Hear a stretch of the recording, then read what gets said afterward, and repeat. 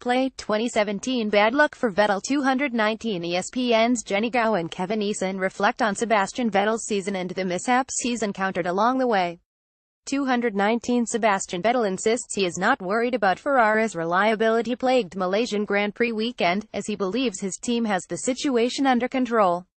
Vettel looked on course to bounce back from his disappointing retirement in Singapore and make a serious indent on Lewis Hamilton's championship lead in Sepang, until engine issues in FP3 and qualifying put his hopes of winning in Malaysia in jeopardy.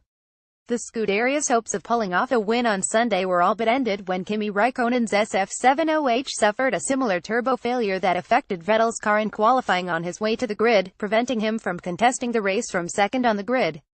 Vettel was able to salvage fourth place in the race after completing a spirited recovery drive from the very back of the grid, highlighting the impressive pace Ferrari had at its disposal all weekend. "I think we have it under control," Vettel said. "Obviously this weekend we did not. It's a shame that both of us compromised our weekend, me in qualifying, Kimi before the race. It's not ideal if you retire one car on Saturday and one on Sunday, so it's something we need to obviously understand."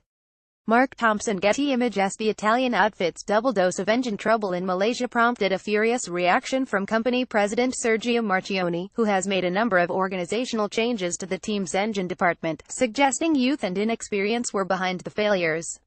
Despite losing further ground to Hamilton, who extending his title lead to 34 points by finishing second, Vettel is confident Ferrari can avoid similar reliability problems in the remaining 5 rounds. "So far we had a pretty good record this year for reliability," he explained. "For sure you're always on the edge, but if you speak to other people it's the same.